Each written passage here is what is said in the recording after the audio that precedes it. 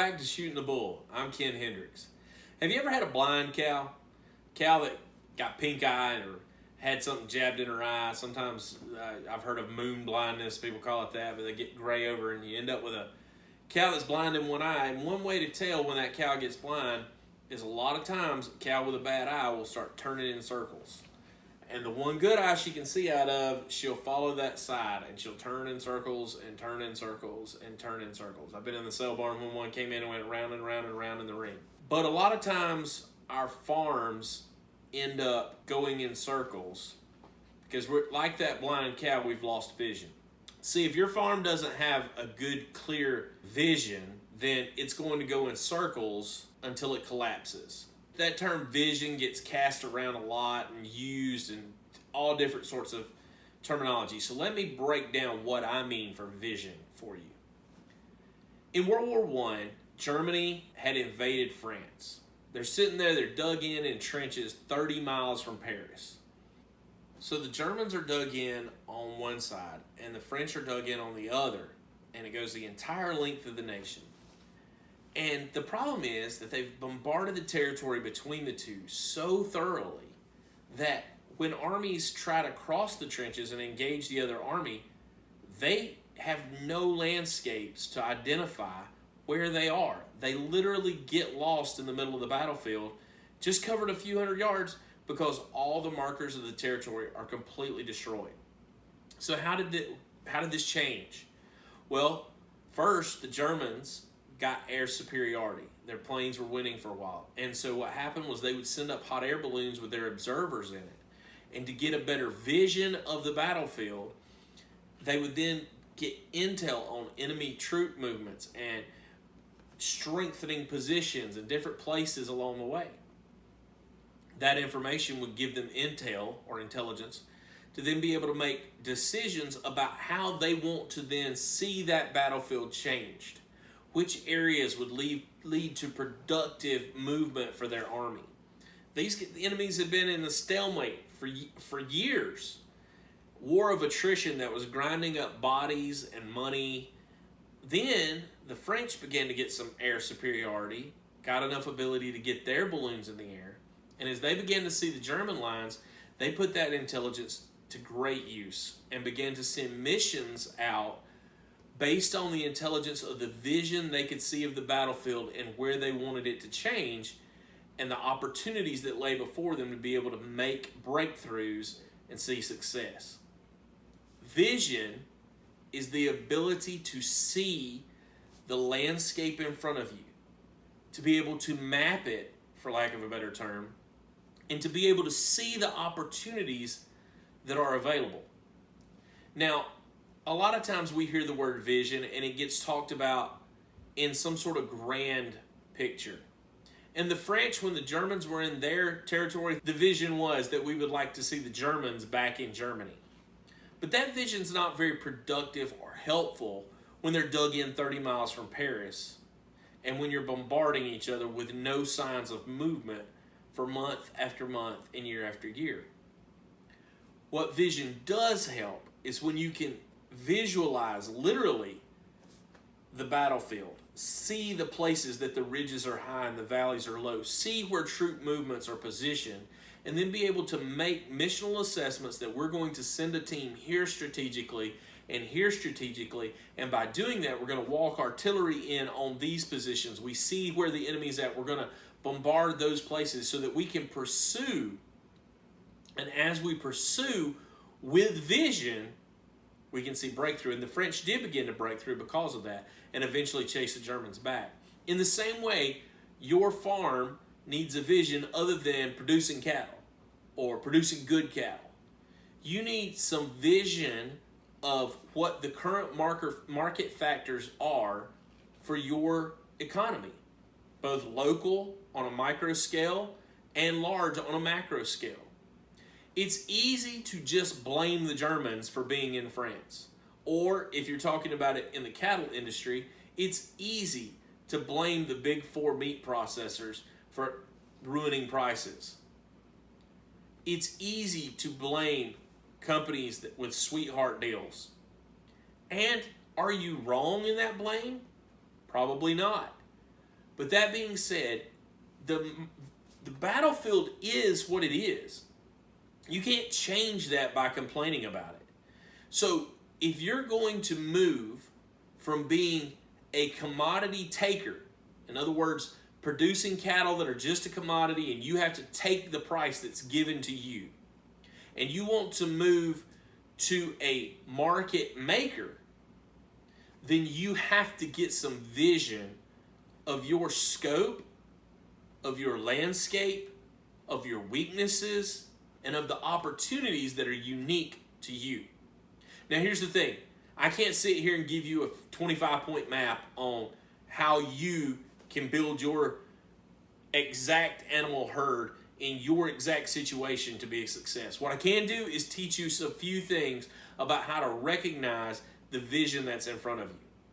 So the first thing you need to do from vision, get away from the battle. You need to spend some time not just working on your farm, not just cutting hay and treating cows. You're like, oh my God, how do I do that? It's a daily chore. I'm the same way. There's always something else that can be done. But if you don't make time for this, you are simply producing or locking yourself into being a commodity taker. If you want to become a market maker, you have to take time to make a market. And that takes vision. How did the French get vision? Well, first of all, they got some distance on the situation. They got some height. They brought in a hot air balloon and got some height over the situation. Maybe you don't need literal height, but you need some space away from the operation that you have going on. You need to be able to get a 50,000-foot view and a 10,000-foot view of your operation and how it works within the vertical economy, the horizontal economy around you, within your local economy, and within the grand scheme of things. So you need to know, what are the factors facing the cattle industry? Is it trending up? Is it trending down? Where are things happening? You need to be aware of some of those things. And those things are going to be different based on the time you're watching this video. Secondly, you need to know specifically what segment of cattle you're creating within the market and how those animals are expected to operate over the next few months, the next few years. You need to know a rough idea of what grain prices are going to do and what is the expectation is in the commodities market, in the literal commodities market, as far as those things that affect your inputs and gains. But then you also need to be able to assess your local economy. What are other producers doing in your area? Are they successful at it? Or are they also commodity takers? Because see, if you're going to be a market maker, you need to know the market of your local area. What do people in your area need? Do they need beef? Because unfortunately, in the cattle farming side of things, the ranching side, we're not in the business of producing beef. We produce cattle that we then sell and have killed and then produce beef. So if you're going to do that, it's going to take an entirely strategic move and a mission to change your operation to produce beef. Do you have access to slaughter facilities, people in your area that do USDA grading? Is that even a market opportunity for you? What about show cattle? Are there lots of people interested in show cattle in your area and yet almost no providers? What about registered animals? Is there a seed stock operation in your area that provides and covers everything? Or do you feel like they miss an entire segment or a particular breed? What's also, you need to know, what are your resources? Not only do you need vision of the outside pieces, but you need vision of the inside pieces. What do I have? What are my strengths? What am I super good at? And what resources do I have that naturally build my organization? Is it that I've got superior animals? Is it that I have superior resources, whether that be grass or hay or grain or whatever products might be available to me? Is it that I have the ability to talk really well? Am I good with computers? Am I great at networking with people in social media? What are my strengths and weaknesses as a farming cattle operation? And if you only looked at the cattle side, then you're missing out on how to create markets, because markets aren't created through your cattle. They're sustained through the type cattle you create, but they're created through your relationships, through your marketing, through your branding, and through your business strategy. And if you don't have those things developed, then you're simply going to be a commodity taker. So what other things do we need to be able to get vision? We need intelligence. We need data. We need to know data about our own animals, about our own consumption, about how much we spend. As farmers, we are the world's worst, oftentimes, at just doing what has to be done. Most of the time, we're terrible at tracing every penny, knowing what things cost. And I'll tell you the one that we're absolute worst about, that is keeping track of how much we should be paying ourselves. If you counted your time, far too many commodity takers are going to be going bust because they're not being paid for the number of hours at any sort of sustainable wage for what they're getting out of their cattle. Let that one sink in for a minute. Are you actually profitable if you consider paying yourself a reasonable wage for what you're worth? Because if not, you're not creating a market, you're simply taking what's been given to you. We need data on people around us. We need to know how many basic producers there are in our area. Maybe not an exact number, but we need a general idea. Are we a heavy cattle producing company? What types of cattle are produced in our area? Are they mostly one certain breed? What shows up at the sale barn? Maybe we need to go down and sit with a packer and ask what the local buyers at our local facility are looking for. Do they do deals outside of the sale barn? What would they be looking for? How many head do they need to be able to do a deal directly with you on your reputation and on your cattle? That's information that you need to get. And I promise you, while it can be intimidating, that's information that those packers and those buyers are more than happy to give. They want superior cattle when they can possibly get them. They're really not in this business to just be a commodity force and just give you your animal only for a commodity. They like animals that are superior and they'll pay more for them. But that requires you to build a market for them. On top of the data, you need to understand that your old maps probably don't work. In the farming community and cattle community, we love our history. With good reason.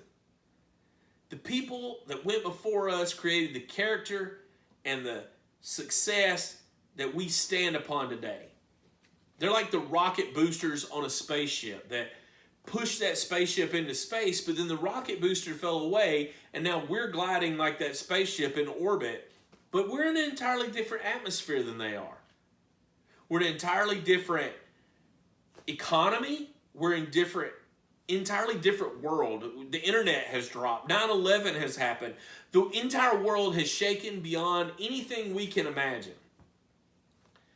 And that's completely changed the world we live in as cattle producers. And if we're trying to do things the exact same way that Grandpa did them, then there's a good chance we're going to be locked into being commodity takers and not market makers. Let me take that a step further. It's not just great-grandpa and the way they did it.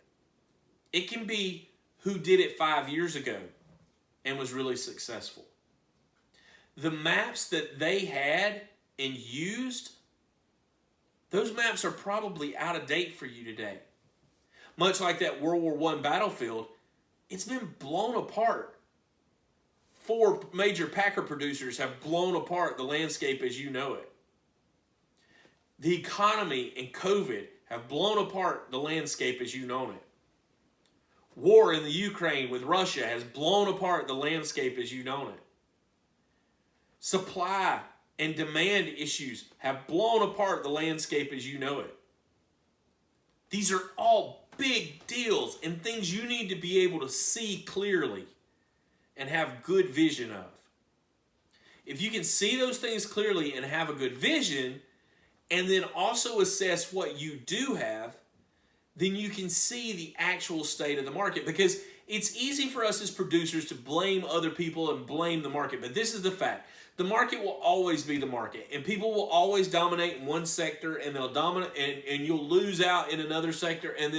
But what you find out is these big companies create huge gaps in the market with lots of space. There's people right now making more money than ever in the cattle industry because they had to reorient themselves and deal with a new landscape. The towers of cattle industry that went before are now collapsed and burning around us. But that doesn't mean people stopped wanting beef and food and that animals stopped being important to our livelihood. That's certainly not the case. It just changed how we need to market them, how we need to develop them, the things that those animals need to be able to be successful for us as a business has dramatically changed.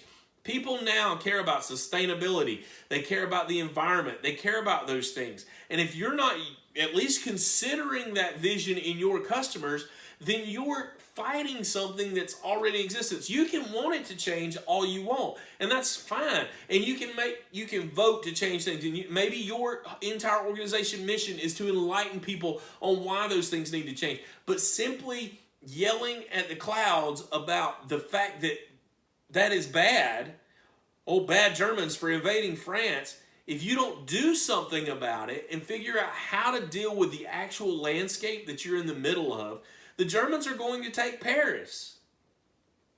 But if you learn how to operate and get some vision, you'll recognize no matter how big and strong and seemingly insurmountable the enemy is, there's huge holes and weaknesses. They're not perfect.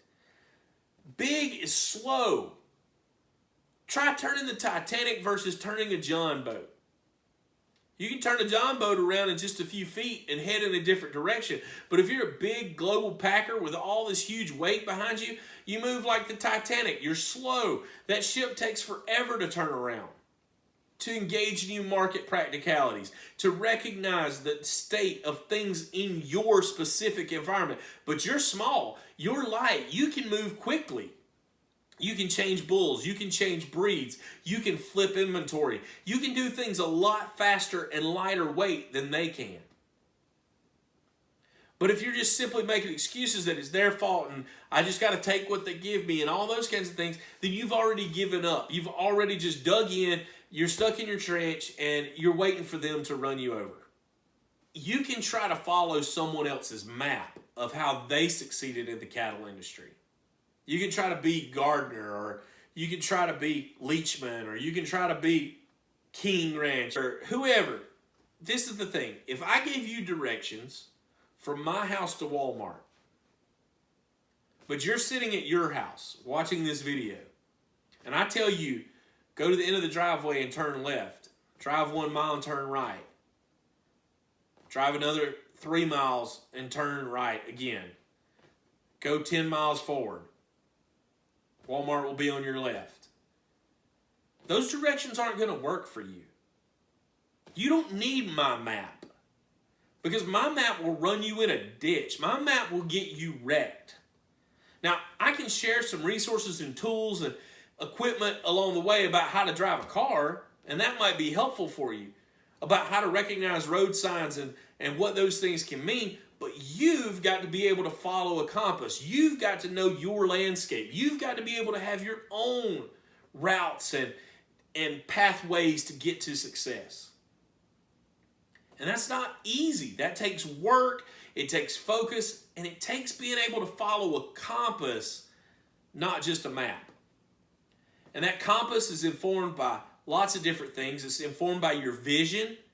And your vision's not just seeing the market that's in front of you, but it's also seeing the market in relationship with what you would like it to look like. So the French didn't just look at the German lines, they then looked at it and said, because I know who I am and what my resources are, I would like to see this part of the line move back to this point because I think we can actually do that based off what we're seeing. So we're getting a vision of the way things actually are, but also the way, based off the way things are, the way we would like them to be.